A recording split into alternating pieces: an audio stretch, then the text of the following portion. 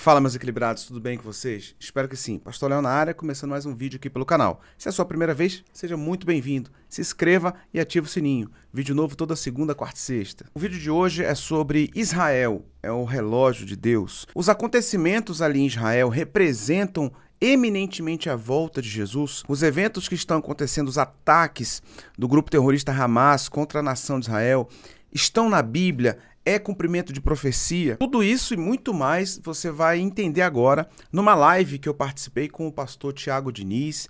Ele é mestre em teologia, é um dos pastores também da Lagoinha Brasília Capital. E ele me convidou para participar de uma live com ele, falando um pouco da história de Israel, essa questão profética envolvendo a Terra Santa. E o assunto foi de uma edificação tão grande que eu decidi compartilhar aqui no canal, tá certo? Esse aqui é o Instagram do pastor Tiago, eu já te recomendo, siga ele, tá joia? Eu vou botar aqui também na descrição, que é um homem de Deus que tem muito conteúdo para te ajudar também, para fazer com que você cresça no conhecimento das escrituras sagradas. E nunca se esqueça, gente, siga gente interessante, viu?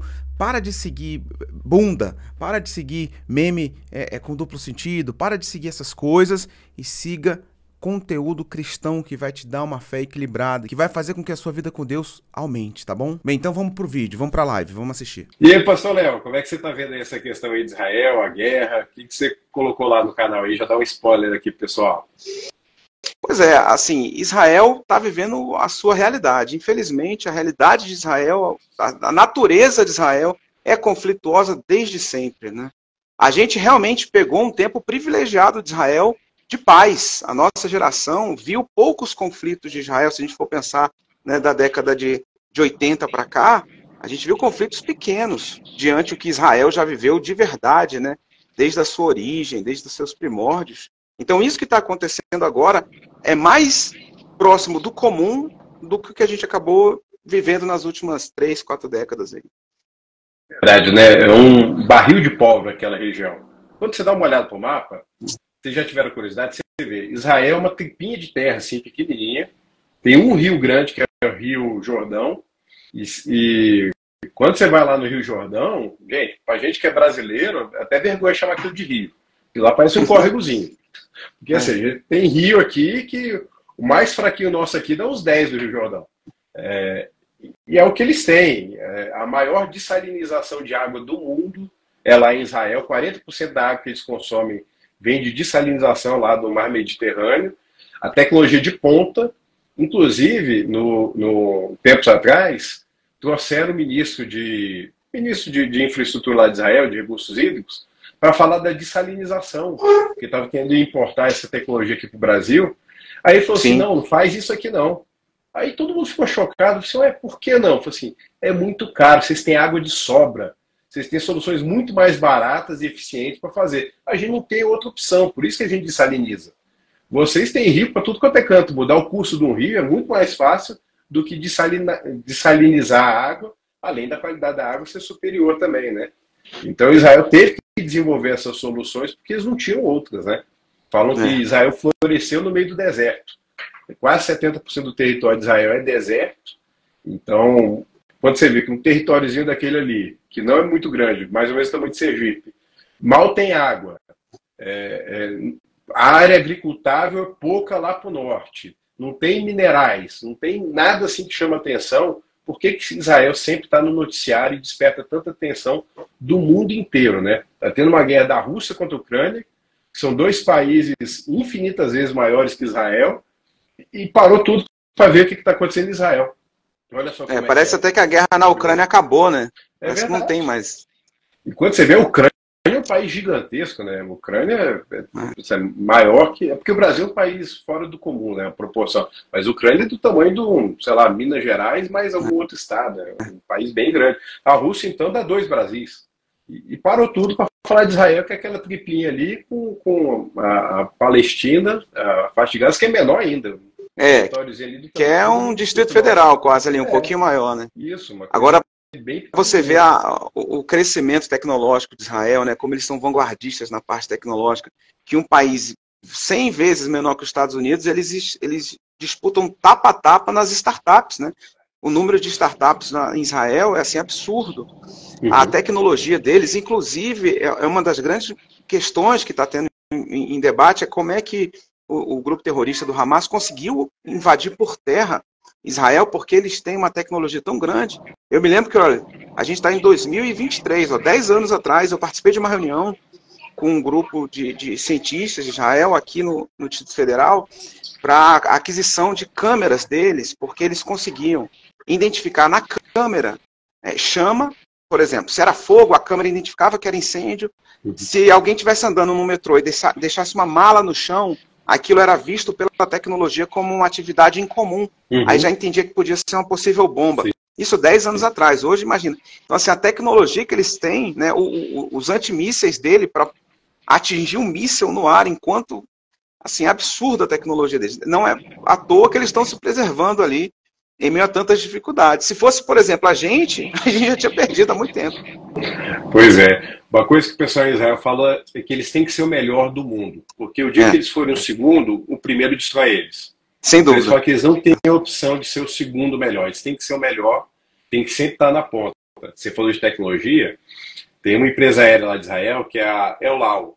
Ela voava até para o Brasil aí, parou de voar tem uns 5, 6 anos mais ou menos. E os aviões dela, eles eram equipados com um sistema antimíssil, que ele cegava o míssil. É a única empresa aérea regular no mundo que tinha isso. Era a El Al. Então, se alguém tacasse um míssil contra a aeronave, ele tinha um sistema para cegar o míssil para que a aeronave pudesse seguir o curso. Para você ver também outra coisa, né? O antissemitismo é algo que, se não for espiritual, não tem muita explicação, porque ao longo de séculos ele existe.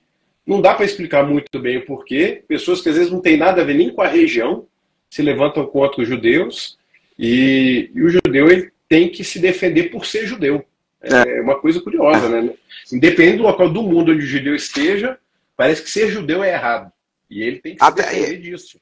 E a gente está vendo hoje em dia, com o avanço das redes sociais, a liberdade de expressão aí, né, sendo usada inclusive por mal. Mas pessoas defendendo o ataque contra Israel, né? As pessoas confundindo. Eu não sei se confunde de falta de estudo ou de má fé, mas juntando o povo palestino com o Hamas, como se fosse uma coisa só, né? E falando pobre do Hamas e tal, e pessoas com alto nível intelectual que você vê, pessoas influentes, né, fazendo isso. Mas é isso, é um ódio desproporcional e injustificável contra a nação de Israel. Falando disso aí, o que aconteceu com a gente, nós estivemos em Israel, a primeira vez foi em 2015. E a gente saiu de Israel e depois a gente foi para a Turquia, que a gente foi fazer o passeio lá das 7 igrejas do Apocalipse. E a Turquia é um país 99% muçulmano. Quando a gente saiu de Israel, no dia seguinte que a gente saiu, teve um atentado lá em Israel, lá em Jerusalém. Um atentado pequeno, né? E o que aconteceu? A gente foi ver, na internet, a gente foi ver o que estava passando aqui na mídia brasileira, e a gente foi ver. Polícia de Israel mata palestinos junto ao portão de Damasco. Policiais de Israel matam protestantes palestinos. Era só isso que acontecia.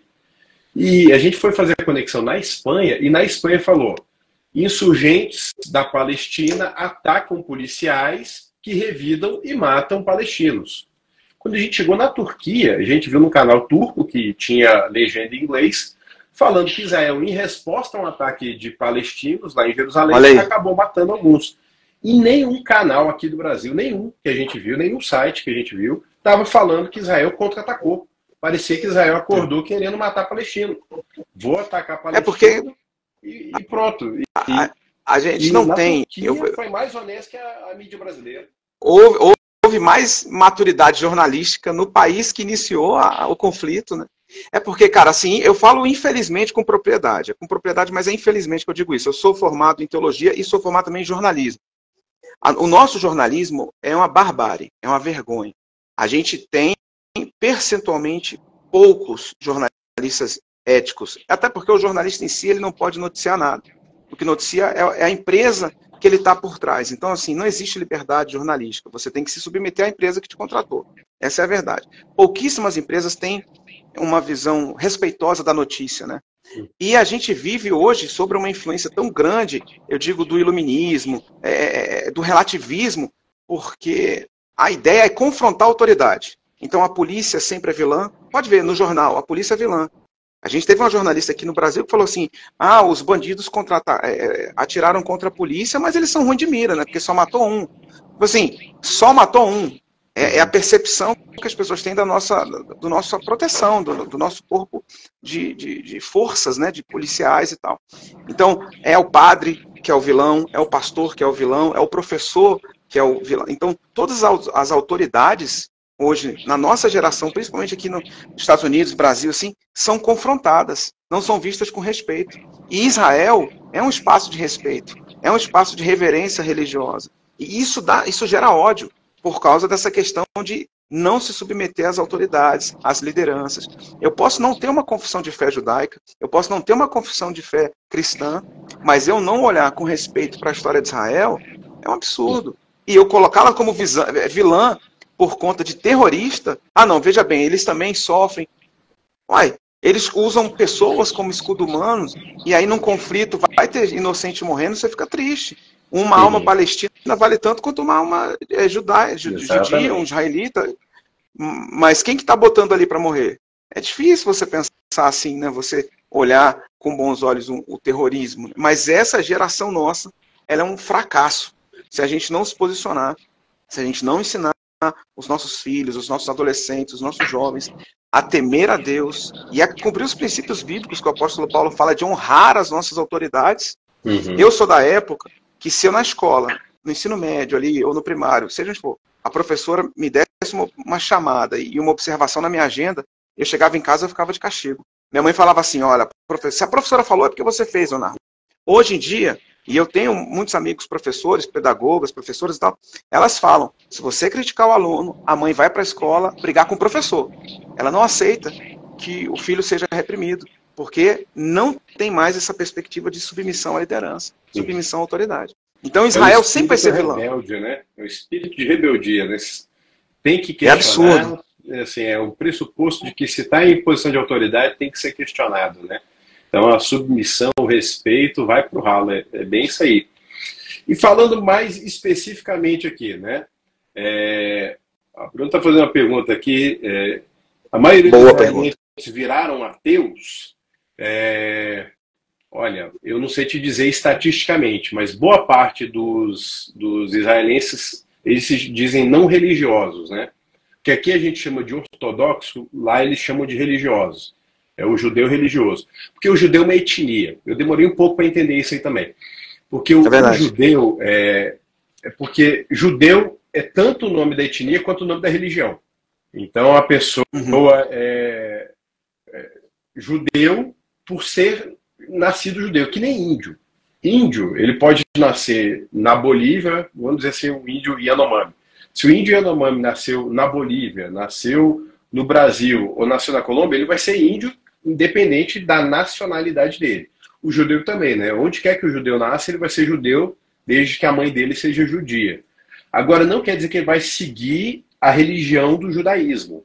Quando fala que Israel é um Estado judeu, não quer dizer que é um Estado confessional do judaísmo, quer dizer que é um Estado do povo judeu, do povo de etnia judaica, né? Tanto que Israel é um país laico. Israel não tem uma religião oficial. Lá em Israel tem igreja cristã, são poucas, mas pode ter igreja cristã. Tem mesquita lá em Israel, tem sinagoga em Israel. Tem inclusive uma religião meio esquisita que chama Bahá'í, fica lá no norte de Israel, que é uma religião meio que tipo cientologia, alguma coisa mais para essa linha daí. Então, lá é um país laico, lá não proíbe nenhuma religião, nenhuma confissão pública de fé, né? Então, Israel... Até porque se Israel fosse na mesma perspectiva que os seus adversários, já teria derrubado todas as mesquitas lá dentro. Né? Era simples, era só falar assim. Justamente. É um dos poucos ali no Oriente Médio que é democrático. Né? É a única. Agora sim, quando a gente eu fui eufemista, né? É a única. Mas a única democracia do Oriente Médio, é como eles gostam de falar. Exatamente. Quando a gente vai ler alguns textos do apóstolo Paulo, ou o livro de Hebreus também, que muitos dizem que pode ter sido o apóstolo Paulo, um dos grandes debates dele é sobre a cultura e a religião judaica. Olha, se você quer ser judeu na sua prática cultural, o faça. Mas só entenda que isso não vai te levar para o céu, não é isso que te salva. Uhum. No Brasil, por exemplo, a gente tem muitas famílias que são ateias ou pessoas que não frequentam a igreja, que celebram o Natal, que fazem a ceia de Natal. Por quê? Porque é uma cultura nossa. Mas não está necessariamente declarando o nascimento do menino Jesus, ou a Páscoa, a ressurreição. Não, mas é a cultura. Então o judeu culturalmente, ele vai guardar o sábado, ele vai se abster da carne de porco, ele vai ter ali todo um rito cultural da sua nação, mas alguns vão fazer aquilo sem entender que está agradando ou desagradando a Deus. É fazendo porque faz parte da sua cultura fazer, né? Alguns fazem pela fé, né? Inclusive cristãos, judeus, né? Judeus que se convertem ao cristianismo, que continuam guardando o sábado, que continuam não comendo a carne de porco, e por uma questão dizendo assim, olha, é a minha cultura, eu cresci assim, eu fui acostumado com isso. Hoje eu entendo que Jesus que é o meu Senhor, meu Salvador, mas eu faço pela minha cultura.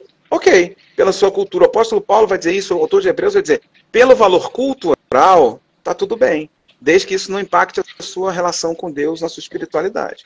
O que é muito confuso é que no Brasil tem uns cristãos judaizados aí que fazem e chamam às vezes de ato profético, aí confunde tudo. Essa é uma coisa aí que a gente tem que falar. Falando mais aqui especificamente aqui do tema da live, tudo está tangenciando o assunto.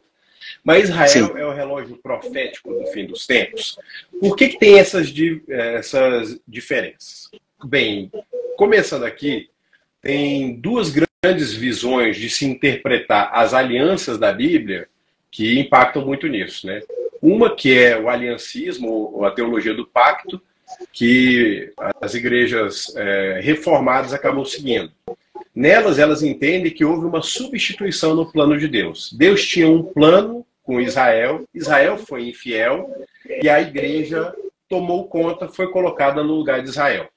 Então, para esse pessoal que entende essa visão de aliança, que a aliança da graça substituiu todas as outras alianças, então não tem mais que se falar em aliança com Abraão, que o território de Israel já não tem mais uma relevância, o povo de Israel também não tem nenhuma promessa mais específica para eles, entende que não tem por que falar que Israel é um relógio profético, até porque Israel foi substituído, né?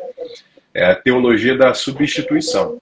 E, por outro lado, tem a que se tornou muito mais famoso nos últimos 30, 40 anos, talvez, que é o dispensacionalismo. Que o dispensacionalismo entende que Deus tem dois povos. Deus tem o povo de Israel e tem a igreja. E tem planos para os dois. E o dispensacionalismo é o que mais acaba falando a respeito dos detalhes dos acontecimentos do fim dos tempos. Eles buscam até colocar uma cronologia de como que vai acontecer.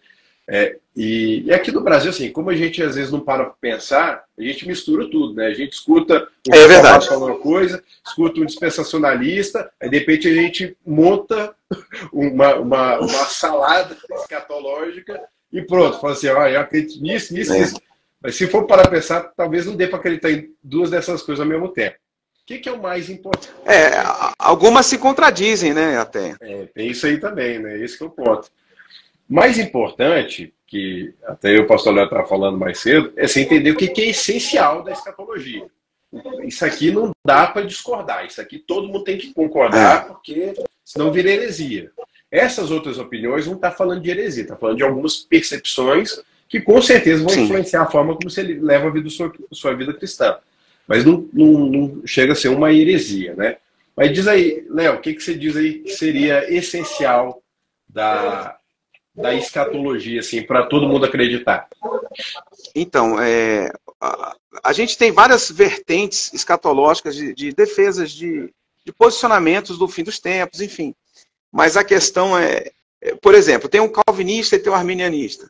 Eu acho que isso não leva e nem deixa de levar ninguém para o céu. É uma opinião teológica, tudo bem, né? Mas se você é pré-tribulacionista, mid-tribulacionista ou pós, enfim, isso não vai alterar o seu plano de salvação diante de Jesus, né? Mas eu acredito que, por exemplo, a parousia, né? Que seria o arrebatamento, a vinda de Jesus, não tem como você negar. Então, se alguma visão escatológica nega o arrebatamento da igreja, aí a gente tocou num pilar fundamental e que bateria de frente com a nossa confissão pública de fé. Eu não consigo imaginar uma pessoa sendo salva em Cristo Jesus negando a volta dele, né? Agora, alguns vão dizer assim, ele vai voltar e o pau vai quebrar. Ou então, não, vai ficar aqui 3 anos e meio, depois ele volta e mais 3 anos e meio. Ou então, o pré-tribulacionismo, que eu gosto, não nego que eu gosto do pré, pela questão de prática, eu acho que é mais prático. A gente sobe e o pau quebra, né? Eu prefiro. Mas eu não tenho forças para defender isso. Todos, né? O que você prefere? Ficar na grande tribulação? Não, se alguém perguntar, porém, você quer sofrer, você quer carregar a cruz? Não, eu quero que alguém carregue por mim, né? Assim, porém, o pré-tribulacionista, aí que eu falo, é meio incoerente isso que eu vou falar. Por mais que eu prefira isso, ele está um pouco associado ao dispensacionalismo, que seria a vinda de Jesus quase que invisível, né? Sim. E aí viria aquele filme, a moçada com certeza já deve ter assistido, eu li esses livros, Deixados para Trás, que esteticamente ele é muito interessante, né? A blusa cai, né? Tipo, o piloto de avião ele some, e todo mundo, o que está acontecendo e tal. Mas, teoricamente, negaria um pouco a questão da parousia. Assim, Jesus voltou, mas todo olho viu? Não. Então Jesus vai vir só depois, numa segunda onda, e aí a gente acaba não encontrando tanto embasamento para defender essa posição. Mas aí o teólogo é o senhor, pastor. O que o senhor acha disso aí? Não, você é teólogo também, né? Conversando aqui, mas vamos conversar aqui para o pessoal entender, né? Porque o importante é a gente sempre ter a tecla SAP para conversar com o povo, né? É que do grego tem essas duas palavras, tem o arpazo, que é o rapto, né? E a parousia, que é a aparição. Então, quem entende que são duas coisas distintas, entende que vai ter um rapto, aí vai ter 7 anos de tribulação, a igreja vai estar celebrando as bodas do Cordeiro nesse tempo, e depois vai ter a parousia, que seria essa aparição pública depois da grande tribulação, né? Então, o dispensacionalismo ele defende isso, o dispensacionalismo tem essa questão com Israel. Então, o que está no pacote do dispensacionalismo, assim, só para vocês entenderem? A construção de um terceiro templo vai ter que ter 7 anos de grande tribulação sem a igreja estar aqui na terra, vai ter que ter uma conversão de judeus no período da tribulação sem a igreja, o Espírito Santo vai sair da terra junto com o arrebatamento. São coisas que você já deve ter ouvido por aí, e assim, tudo isso daí deriva do dispensacionalismo. Se você já falou isso daí, já ouviu, é uma visão dispensacionalista isso, né? Inclusive o levantamento dos 144 mil, né, que também colocam nesse espaço aí. O dispensacionalismo, ele tenta ter uma visão muito literal de tudo que acontece em Apocalipse. Então, 144 mil são 144 mil contados um a um. Então, são 12 mil de cada uma daquelas tribos. É difícil a gente ler Apocalipse de uma forma tão literal, porque, obviamente, algumas coisas ali não são literais. Por exemplo, quando você vê um cordeiro, você não vai ver Jesus numa forma de carneirinho. Está falando o Cordeiro de Deus, o próprio Cristo. Então não está falando que ele vai aparecer como um cordeiro, está falando da missão dele, né? Pode ser uma besta com 7 cabeças, ali está falando de um governo, não está falando de um dragão mitológico. Do Yamat, é o Yamat do Caverna do Dragão, você lembra disso? Isso, Tiamat, né? E Tiamat, exatamente. Tiamat, isso aí. E às vezes o pessoal fica pensando, a besta vai ser o quê? Vai ser um bicho com cara de leopardo saindo. Quando a gente vê o livro de Daniel, cada um daqueles animais, o leopardo, o urso com as costelas na boca, representavam nações, não estava representando um animal. Então, Apocalipse é um livro que não dá para você ler ele literalmente, porque ele é muito simbólico. Sem dúvida alguma, ele é muito simbólico. Agora, simbólico não quer dizer que ele representa alguma coisa que vai acontecer aqui na Terra, né? Uma coisa na prática. Então, 144 mil, pessoalmente, eu entendo que tem que ser 144 mil contados, né? 144 mil, ali está falando uma representação que eu vejo da plenitude do remanescente de Israel. Então, para mim, está claro ali, né? E em relação a Israel, o relógio profético é uma visão dispensacionalista, porque entende que Israel tem uma condição especial dentre todas as nações da Terra. E a resposta, sim ou não? E aí? Quer ir para essa? Sim ou não? É ou não? Vamos. Antes dessa, vamos fazer meio que um João Kleber aqui. Pera. O que você acha? Que eu tô pensando agora. Olha o que me veio na cabeça. Eu nunca tinha parado para pensar isso, tu acredita?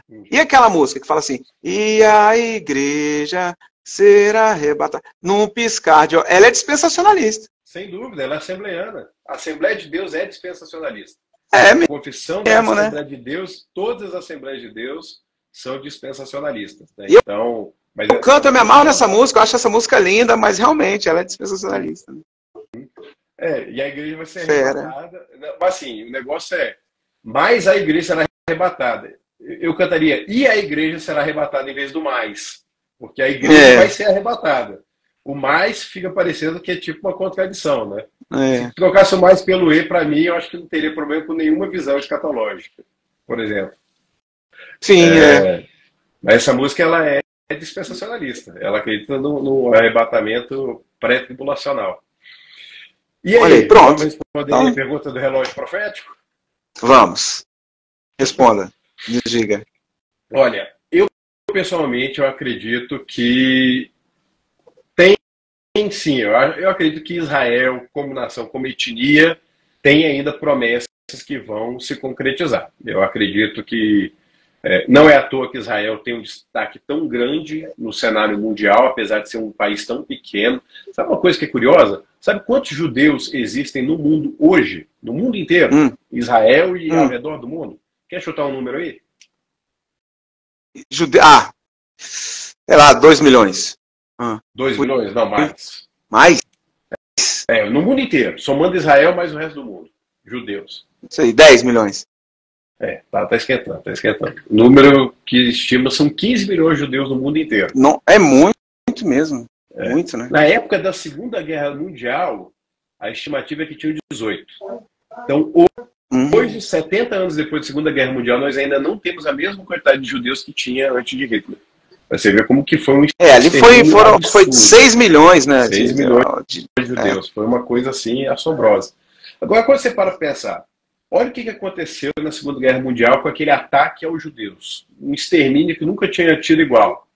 Quem tem essa visão podia estar achando que ali ia estar acontecendo o fim de tudo, né? Então, olha, se for olhar para um relógio mais do que a Segunda Guerra Mundial com o extermínio de judeus, não teve. O que eu acredito é que as coisas vão se intensificando. Mas não é apenas Israel que é o relógio do mundo. Sim. Eu acredito que o principal relógio escatológico do mundo é a igreja pregar o evangelho.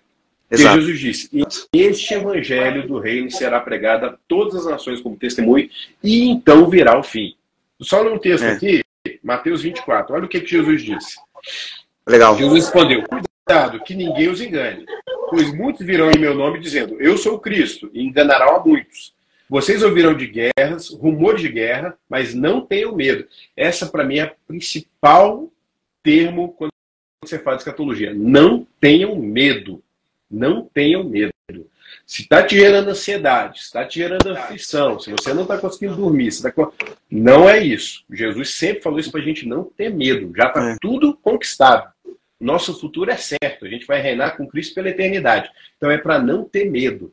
Você não precisa ter medo se tacar uma bomba em Israel, se o Irã vai entrar na guerra, se a Turquia vai entrar junto, se a Rússia entrar na guerra. Não tenham medo. Pouco importa o que vai acontecer. Você tem que ter fé. Jesus disse essas palavras que a gente tenha paz nele. Então nada que está acontecendo no jornal pode tirar a paz que a palavra de Deus tem que gerar no nosso coração. É necessário que tais coisas aconteçam, mas ainda não é o fim. Nação se levantará contra nação, reino contra reino, haverá fomes, terremotos em vários lugares, tudo isso será o início das dores. Jesus foi o maior profeta da história. Assim, o que Jesus profetizou aqui em Mateus 24, Jesus profetizou coisa que ia acontecer exatamente poucos dias depois daquele, que ia acontecer em poucas décadas depois, como a destruição de Jerusalém, e profetizando coisas que têm acontecido ao longo da história até os dias de hoje. Naquela época, era a época da Pax Romana. Não tinha guerra. O Império Romano dominava tudo, e os outros reinos, ele meio que faz um pão e circo ali, e tá tudo tranquilo. Não tinha guerra. Não tinha guerra naquela época no Império Romano. Então Jesus falou que ia ter muitas guerras, não tinha nenhuma. Era loucura se você for para pensar o que Jesus estava falando. e tudo isso aconteceu. Inclusive, o próprio Império Romano caiu, né? Então, e o último versículo é o seguinte, ó. O último versículo, O né? 9. Eu vou só pular aqui para o 12. Devido ao aumento da maldade, o amor de muitos esfriará.